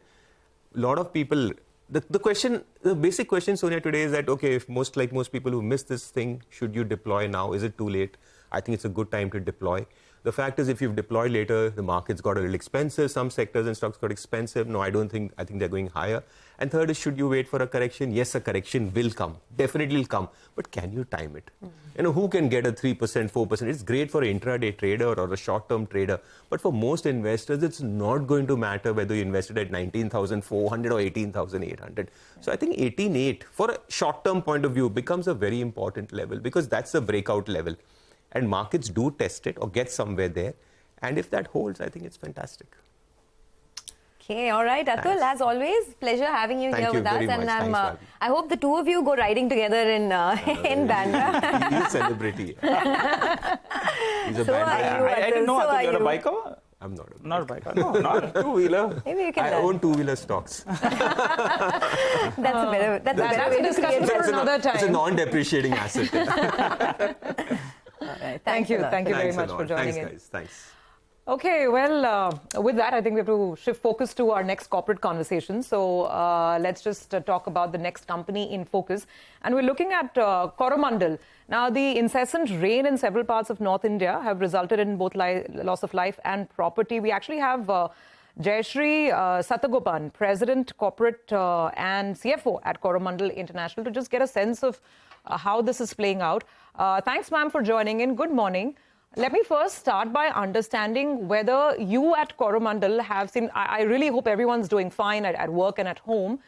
Do tell us, in terms of business, has there been any disruption that you have noticed, given the rainfall in most parts of the country? Good morning. The rainfalls have just started, and as you know, that there are certain parts of the country where we've got excessive rainfall, certain parts where the rainfall is still at a deficit. At this point in time, our operations have not been impacted and our people are all safe. Okay, the operations have not been impacted. That's great to hear. And good to know that everyone is safe in your office, I'm sure at your home place as well. But just wanted to understand what's happening with the agrochemical space, because, the big headline is that globally a lot of agrochemical companies have issued profit warnings. There are talks of a lot of inventory issues. There's pricing pressure as well. Can you explain to us what exactly is happening? When you talk about pricing pressure, what do you mean? How much has it impacted your own business?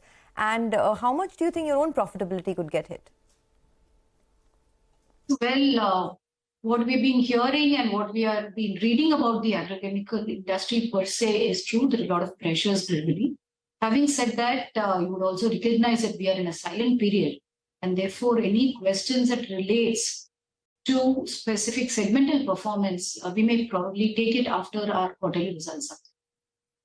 Okay. Ma'am, I just wanted to ask you again, it's great you told us that your operations have not been impacted, but I also wanted to get a broader sense on the business.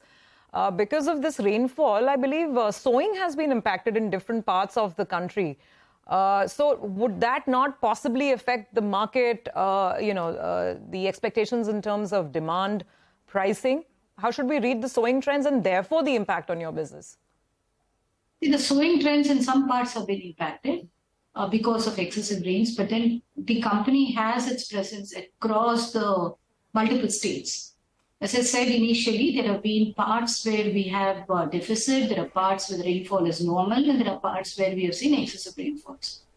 Our main markets are in the south, and the rainfall has just begun and started with a good trend.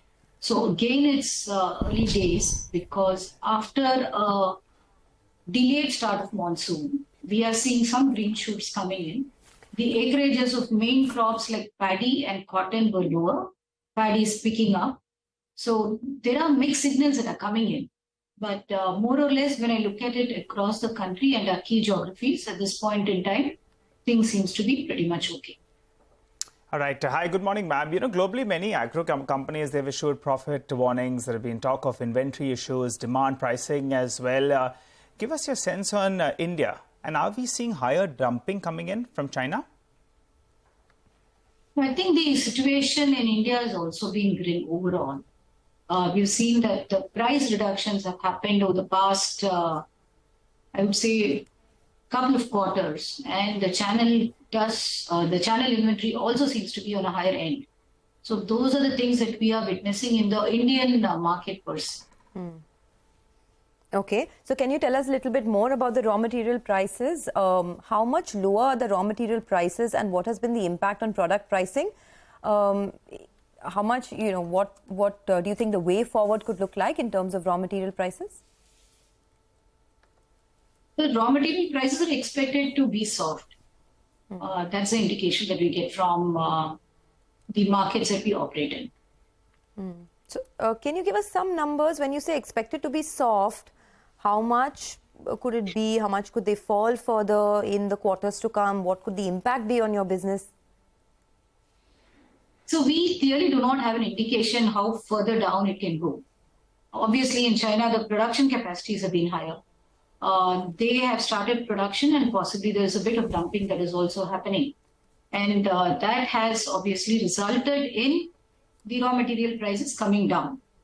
What we understand from the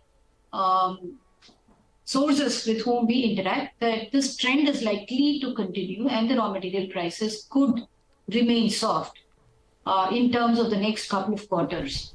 What it could do to the prices, it also depends upon the ability of the companies in terms of where they source from, at what prices they source from, which are the markets they are competing in, whether it's domestic, exports, so on and so forth. So it is going to be company-specific outcomes. And it is overall from a country perspective, we will see that lower raw material prices are there, but each company will have its own strategies in terms of addressing these situations. Fair enough, Ms. Sathagopan, but can you kind of just quantify that even roughly in terms of how much is the drop, say, over last year or sequentially over the last quarter? And average, 10%, 15%. So we just understand the raw material situation and to what extent there is that cushion now available. So as I was mentioning earlier on, we are in a silent period, and anything which is specific to the company's performance is something that we do not speak until the results are out. Okay, all right. So we are able to appreciate that as well. Absolutely, ma'am. We appreciate that, and we look forward to chatting with you post the results. And, then we'll get more numbers. But let's talk about a couple of other aspects. You have been investing in startups. The recent one being you've increased your stake in Daksha. What is the idea with regard to this drone setup? And also, could you tell us, are you looking to take this stake to around 100%? More rationale on this particular acquisition, this startup. Go ahead. Okay. As you would have noticed in the last year and a half, the company has been looking into the startup space, especially on the technology front and agri-technology. Last year, we had made 3 investments. One of them was in the drone startup, which was Daksha, where we initially started with a 10% stake, and in April of this year, we had increased it to by another 8.5% or so. So at this point in time, as the company is maturing and it offers opportunities across various applications, starting from agriculture, which is where Coromandel has a dominant presence, and then beyond, where you can look into defense, logistics, surveillance, training. So we think that this technology foray will mark a significant opportunity and step for Coromandel to expand beyond its core operation. And even in agriculture, if one were to look into it, drones are going to play a dominant role as we go along when it comes to applications in the fields. One, it is precision agriculture. Second, it is also going to help where labor availability and costs are going up. Similarly, there are opportunities in the logistics space, surveillance space. So Daksha has been an early startup. They have done very well for themselves. Sure. Could you give us some numbers just to understand? I mean, it's great to see, right? Precision agriculture is the way forward, and we're seeing a lot of companies invest there. So how much could your efficiency improve because of this? How much would costs go down? As you said, it will reduce labor costs, etc. Any numbers that you can share with us, and also any other such technology or new innovation that you plan to invest into in, say, the next 12 to 18 months? So as far as agriculture is concerned, a couple of years back, Coromandel started working with another company in terms of piloting and seeing how it actually benefits the farmers. We had done extensive field trials, and based on those outcomes, the overall productivity of the farmers went up by around 20 to 25%. So I'm not talking in terms of the companies, but in terms of the end users, which is the farmers.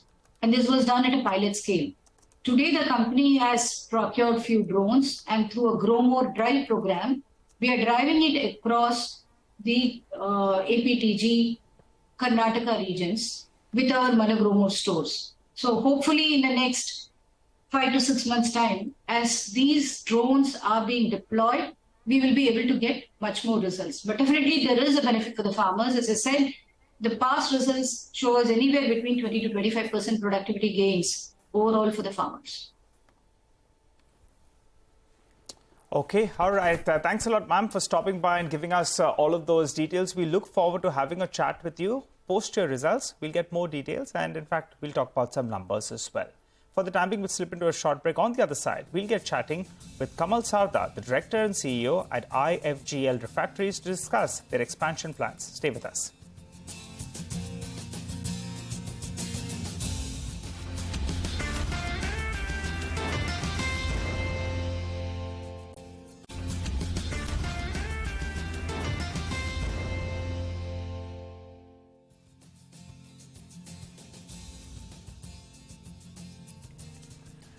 Welcome back. Well, what a powerful session it's turning out to be. And this is what we were discussing in the morning, that today the setup was fantastic for the bulls to go out there and, bat on the front foot. We've got fresh all-time highs for the Nifty and for the sensex, and a lot of sectors are participating. IT, interestingly, seeing buying. Look at TCS, look at Infosys. HCL Tech seems to be, the market's mind is that it's right now more of a company-specific issue. But the other stocks are roaring away. There is Reliance that's joining in. Banks are charged up. So, guys, like we were discussing that, I think after a couple of dull days, today was the day, and at least for now, it's powering through. Oh, absolutely. I think it was just a matter of time before the market sort of got on back to a new high, right? And honestly, I was feeling a lot of FOMO last week, a couple of weeks ago, when the market had hit new highs. I was like, when will that time come? So I'll be you sitting get that new in high the today. studio. And I mean, of course, for all the bulls as well, it is celebrations galore. Once again, new highs there. And the money has been coming in from foreign investors, right? Thick and fast. I mean, in July already, we've got 11,000 crores in. So I guess that's where the push is coming in. Well, it had the ingredients of a good session. I think in the first 30 seconds of the show as well, when we started, we said it's going to be a good day. Absolutely. The dollar index was weaker. You had positive global cues. And the IT stocks, how much of the bad news was in the price? I mean, look at HCL Tech's numbers. It's down only 1%. It should have been down 5% odd. But pre-positioning seems to have played its role. And TCS in the green as well. So good tidings. We're trading well in the green. And the Nifty has made fresh all-time highs. But let's talk about a couple of stocks in this week itself which were buzzing around. IFGL Refractories, well, the company received an approval to set up a new manufacturing facility for continuous casting refractories. Now, that will have an installed capacity of around 240,000 pieces per annum. To understand more about this and the reason that the markets are quite excited, you pull up a last 1 week chart, you'll see that the markets are excited because of this capacity expansion, and also there was a promoter settlement that came about. Kamal Sarda, the Director and CEO at IFGL Refractory, joins us on the show. Hi, Mr. Sarda. Good morning. Thanks so much for joining in. Well, we wanted to understand a couple of aspects with regard to this expansion. One is, how do you fund it, this 150 crores odd? What's the revenue potential? It's normally around 1.5 times, I think so. So could you tell us what is the revenue potential? And by when do you think you hit this peak revenue potential? This project cost is estimated at about 150 crores. And this will be partially funded from internal accruals, and I think we will also take some loans against this. Could be about 60-70%. That we have not decided. And the revenue potential is about anywhere between 150 to 200 crores, depending upon the market. And it will take about 3 to 5 years to reach to the full capacity. And the reason why we have decided to set up this plant, one is to give in one of the best technology plant. Our existing plant is slightly old. So now Odisha is a steel buzzing area. We are talking about about 100 million metric tons in the next 7 to 8 years. And that's where the refractories are. We feel our refractories will be needed. And these are all like high-grade steel capacities coming up. So you need a very high technology products. And backed by this, our technology center at Odisha will also play a big role in giving the best quality products to the customers. Got it. Got it. All right, Mr. Sardar. So the geographical reach out there is going to be good for you. And as you said, around 200 crores in the next 3 to around 5 years. Give us a couple of more details. What is the ROCE on this particular project? If you could tell us, what are you looking at? And also, since you're saying, they're talking a lot about higher value, better value products, is this margin accretive? And I ask this because your margins have been improving. So what could be the rough margins on this particular capacity that you're setting up? So this product range is because it's a high-tech product, definitely the margins will be higher. And we are talking of roughly around 15 to 20% ROCE. And with this, this definitely will help us improving our overall margins of the company. Okay, 15 to 20% ROCE, got that. Can you tell us in terms of, the future for this particular project, is it largely for the domestic market? Are you looking at the export market in a big way? And if yes, can you just elaborate on that? No, this project is primarily for the domestic market we are this plant in Odisha, and which will be closer to all the steel new capacities coming up in Odisha. And for the export, we already have a plant in Kandla. Okay, so can you tell us a little more about the export market potential? You do supply to places like Europe and America as well. And the growth has been pretty good. If you look at it both in Europe and America in Q4, the segmental revenue, there's been a decent jump. What kind of overall growth are you looking at for FY24? I think some of these figures, I think growth for FY24, I'll not be able to share right now because of the silent period. But I mentioned in my last interview with you that we are talking of doubling the turnover. That's our target in the next 5 years' time.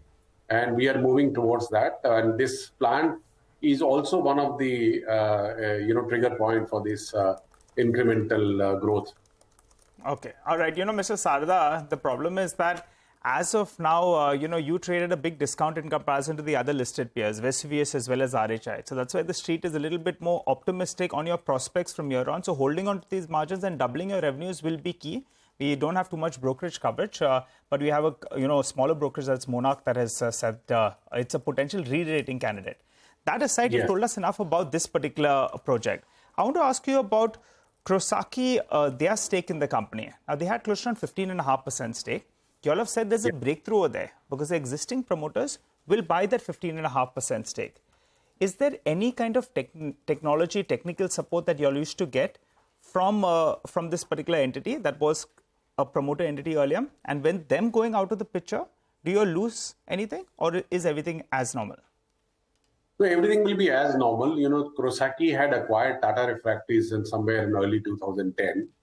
Yes. And thereafter, there was no technology transfer. I think last technology transfer, if I'm not wrong, was 2005.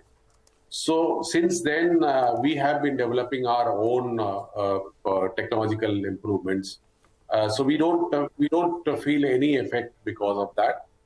Okay. And acquiring the shares of Kawasaki by Mr. Bajoria and his family, I think shows his confidence in the company. Okay. How does he fund it though? Will he have to pledge the existing stake that he has?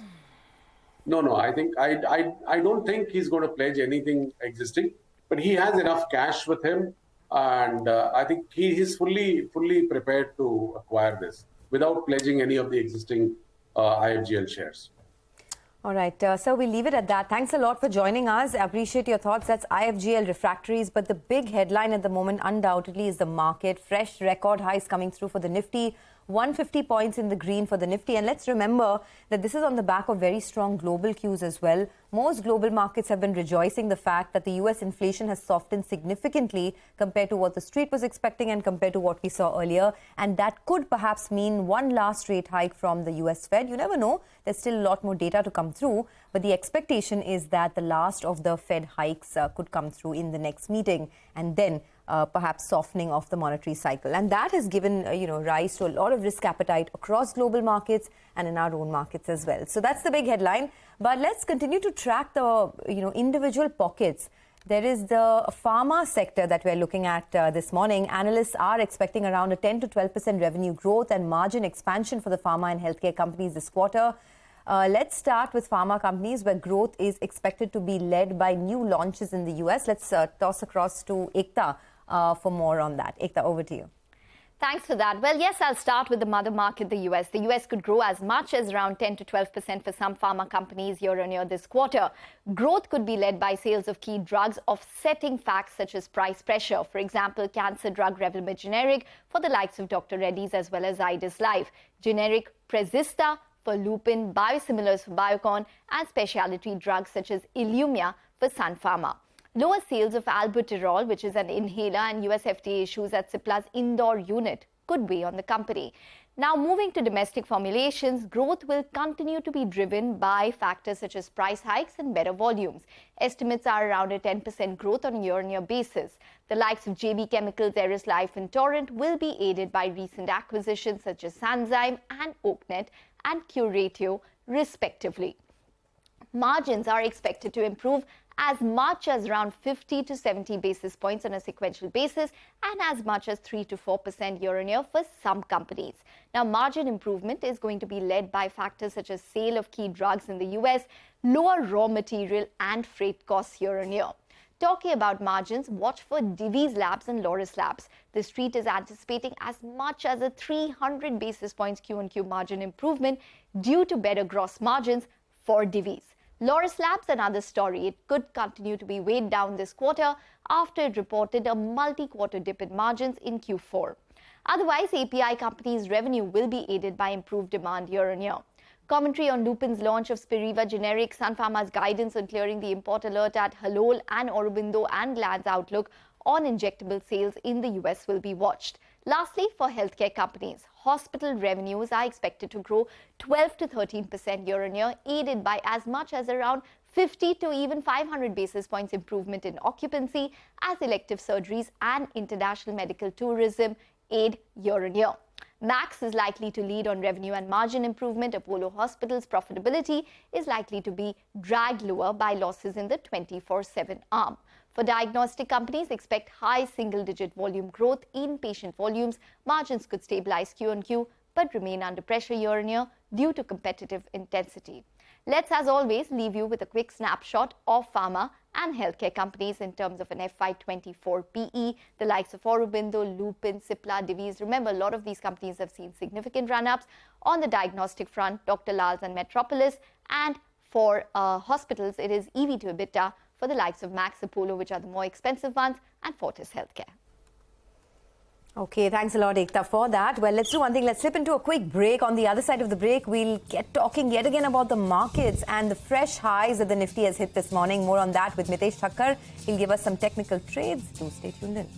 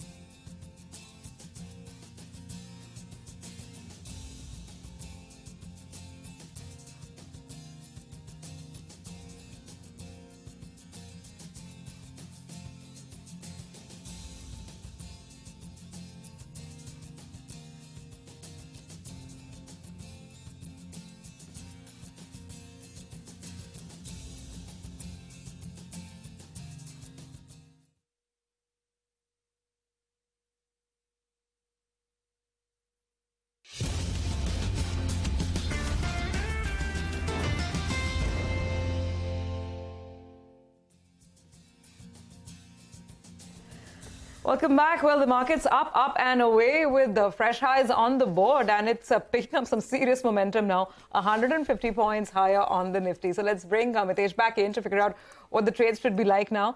Mitesh, so it's all about the bulls this morning. You tell us longs on the index, Bank Nifty, both, and then let's get down to stocks. So it's about the bulls and also about the fact that the Nifty has made a fresh high. So between the two indices, I think Nifty is looking stronger in the short term. So from a trading point of view, I would want to have a long on the Nifty.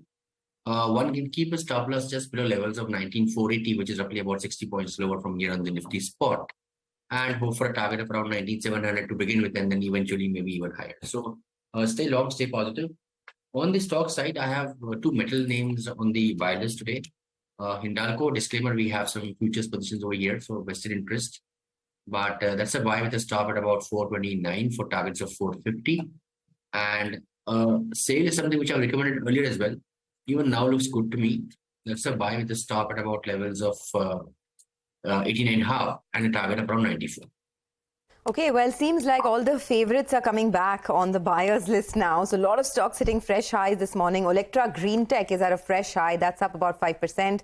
You have Zomato, that's up about 5.5%, fresh 52-week high there, and a couple of others as well. So good time. Mitesh, thanks a lot for joining in. A good time to talk about some more stocks. Then Nimesh is with us to give us the standout brokerage report of the day. Nimesh, over to you. Hi, sir. Today's standards and Voltas. Another downgrade coming in. So this time, Boffa Securities has downgraded the stock to underperform from buy. So technically, it's a double downgrade, and they've cut the target price to 781. Now, they see multiple headwinds to the UPC business of Voltas, which contributes 70% of the overall revenues. Now, the headwinds are largely because one, this quarter the sales will be much lower because of unseasonal rain. So that's one impact. Second, they're struggling to regain the market share which they've lost. So they've lost 400 basis point market share in the last 4 quarters, and even the margins have now come sub 10%. So they are at 8-9%. Versus historically 13%, and the delayed profitability in the joint venture business, which is Worldbeck.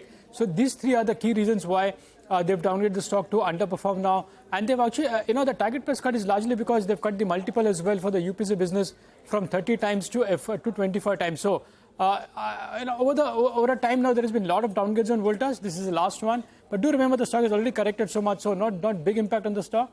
But further, caution view on Voltas, and this time from Boffa Securities. Okay, thanks a lot for that. Well, Samvardhan Motherson is the other stock that we're looking at this morning. It's up almost about 3-odd%. There's a Jefferies upgrade that has come through on Samvardhan. It's upgraded the stock to a buy from a hold and raised the target price to 115. Now, they say after 4 long years of, tough earnings, Samvardhan's operating performance has started to improve. So they've upgraded the FY24 and 25 EPS by 18 to 42%. They expect a strong growth led by the improving core business. And they also talk about how the 2 recent acquisitions that Samvardhan has made will perhaps result in higher revenues for them. So they made 2 acquisitions, which was SAS, and they also bought an 81% stake in Yachio's 4-wheeler business.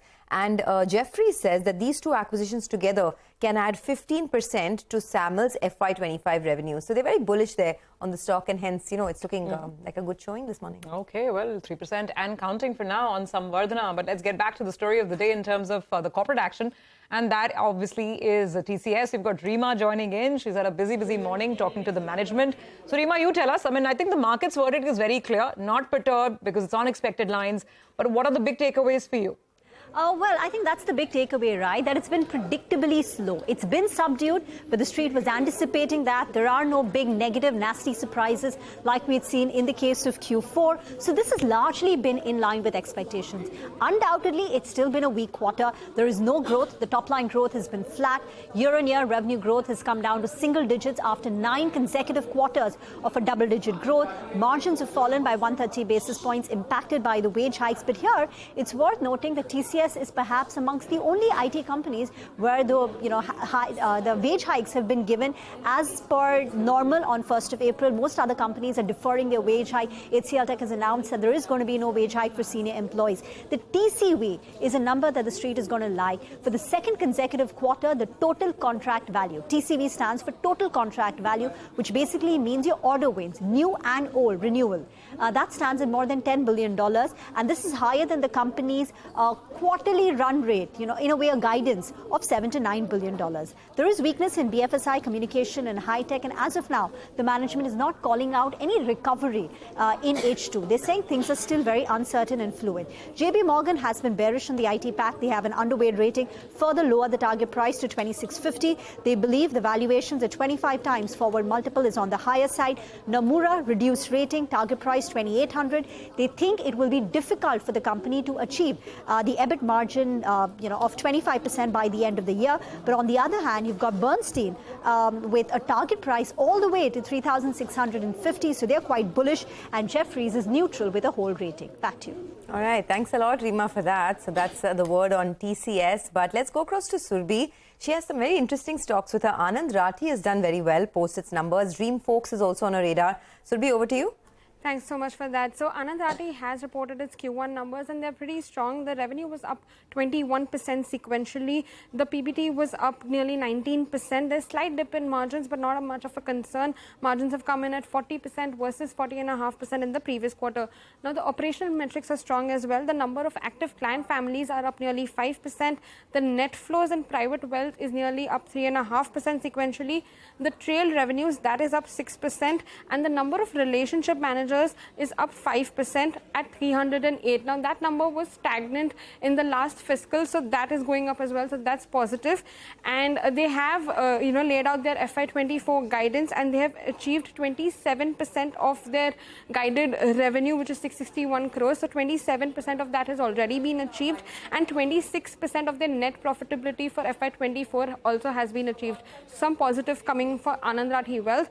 Next on my radar is Dream Folks. Now the company has formed a strategic partnership with Plaza Premium Group, that is to expand its global lounge network. Now the collaboration will see an inclusion of over 340 premium lounges in over 70 international airports, and with this Dream Folks will have touch points over 1,700 now. Okay, all right, got that. Surbhi, thank you very much for the details over there.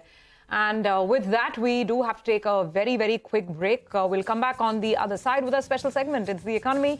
Today, Lata connects with Vishal Goyal of UBS Securities as well as Shantanu Chakrabarti of BNP Paribas for the outlook on the banking sector.